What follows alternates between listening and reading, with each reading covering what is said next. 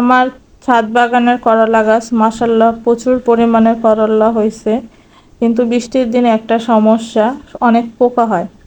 দেখেন মাশাআল্লাহ অনেক সুন্দর করলা হয়েছে, অনেক বড় বড় করলা হয়েছে, এগুলো আরো বড় হইতো কিন্তু পোকার জন্য রাখা যায় না, একটু বড় করতে গেলে অনেক পোকা হয়ে যায়।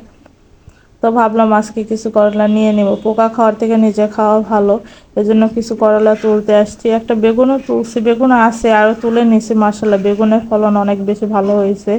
তো এই করলাগুলো আরেকটু বড় হইতো, কিন্তু পোকা খাওয়া থেকে তো নিজে খাওয়া ভালো, তাই না? আর নিজের গাছে বেশি কীটনাশক প্রয়োগ করাটা পছন্দ না, যেহেতু নিজে করে খাবো তাহলে এত সারটার কেন দিব।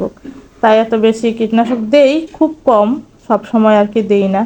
তাই কিছু করলা নিয়ে নিলাম, আর দেখে দেখে নিচ্ছি যেগুলা পোকায় ধরবে বা ধরে ফেলছে ওইগুলা দেখে দেখে নিচ্ছি।